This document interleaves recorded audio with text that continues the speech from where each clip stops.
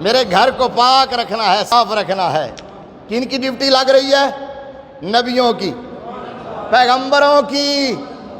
اللہ کے گھر کی صفائی کرنے کی ڈیوٹی کن کی لگ رہی ہے؟ خلیل اللہ کی، ذبی اللہ کی۔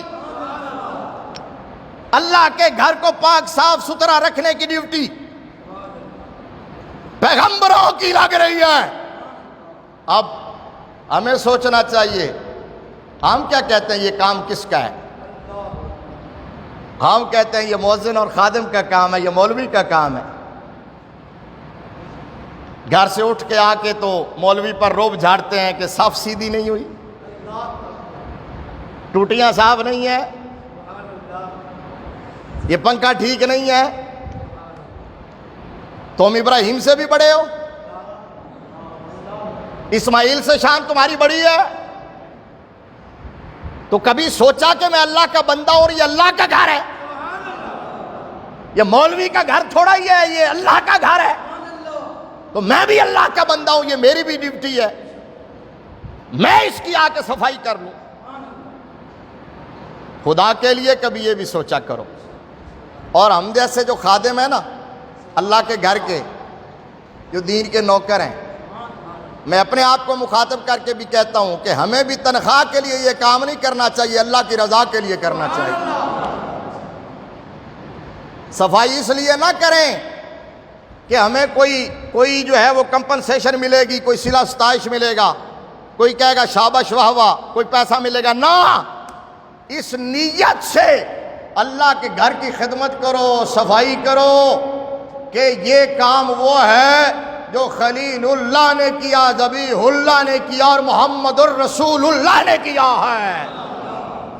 اس نیت سے کرنا چاہیے، اور اس کا صلہ، اس کا اجر، اس کی جزا اللہ کی بارگاہ سے ملتی ہے۔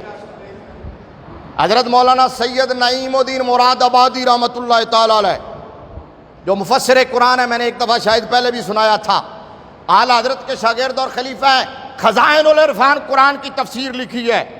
حضرت مولانا سید نعیم الدین مراد آبادی رحمۃ اللہ علیہ بہت بڑے عالم، بہت بڑے مفسر اور سید زادے، جس مسجد میں ڈیوٹی دیتے تھے، کوئی بندہ ملنے کے لیے آیا، دروازہ کھٹکھٹایا، دروازہ کھولا ایک بابا جی نے۔ وہ بابا جی پائپ لے کے نا مسجد دھو رہے تھے، سفید ریش بابا جی تھے اور مسجد دھو رہے تھے۔ آنے والے نے کہا جی کہ میں نے سید نعیم الدین مراد آبادی کو ملنا ہے۔ تو انہوں نے فرمایا ایسا کریں کہ ادھر سے چلے جائیں، وہ حجرہ ہے، دروازہ کھلا ہے، وہاں جا کے بیٹھیں، وہ آتے ہیں تھوڑی دیر میں۔ وہ جا کے بندہ بیٹھ گیا۔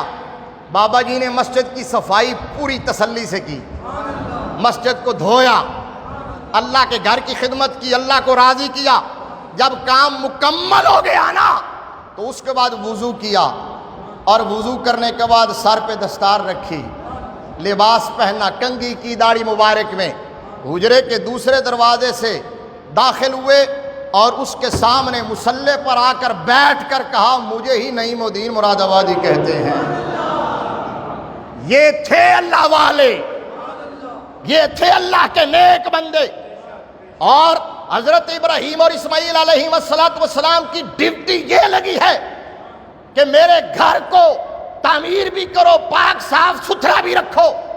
تو اس کا مطلب یہ ہے کہ مشن نبوت کا آغاز اللہ کے گھر سے ہوتا ہے، مشن نبوت کی تکمیل بھی مسجد پہ ہوتی ہے۔ مشن نبوت کی جو تکمیل ہے اور احیاء ہے اس کا تعلق مسجد سے ہے، مندر سے اور گردوارے سے نہیں ہے۔ مندر اور نبیوں کا کام اور نبیوں کے ماننے والوں کا کام مسجدیں بنانا ہے، مسجدیں آباد کرنا ہے۔ ان کی ڈیوٹی ہمیشہ مسجدیں بنانے پہ لگی ہے، مندر اور گردوارے بنانا ان کا کام نہیں ہے۔ اور پھر یاد رکھو آج کے دور میں بڑے بڑے آستانے اور بڑے بڑے پیر ہر ایک اپنے آپ کو دین کا ٹھیکیدار کہتا ہے کہ میں دین کا ٹھیکیدار ہوں۔ تو ان آستانوں پہ جاؤ اور جا کے ذرا جائزہ لیا کرو کہ پیر کا بنگلہ بڑا ہے یا اللہ کا گھر بڑا ہے۔ بولو سبحان اللہ، اونچا بولو۔ یہ ذرا جا کے دیکھ لینا کہ اس پیر کا ڈیرا آباد ہے یا اللہ کا گھر آباد ہے۔ یہ دیکھ لینا کہ مسجد میں کتنی صفائی ہے اور اس کے گھر میں کتنی صفائی ہے، مسجد میں چٹائیاں کیسی ہیں اور پیر کے گھر میں قالین کیسے ہیں، یہاں ٹوٹیاں کیسی ہیں، وہاں بیسن کیسے ہیں، یہاں کے واش روم کیسے ہیں، وہاں کے واش روم کیسے ہیں۔ اگر تو تمہیں لگے کہ اللہ کے گھر کو اگر کسی بھی شیخ نے، کسی بھی عالم نے، کسی بھی پیر نے اپنے گھر سے زیادہ نہیں تو اپنے گھر جتنی اہمیت دی ہے تو پھر تو سمجھ لینا کہ وہ منہاج نبوت پر ہے اور نبی کا جان نشین ہے۔ لیکن اگر اس نے اپنے گھر کے برابر بھی اہمیت نہ دی ہو،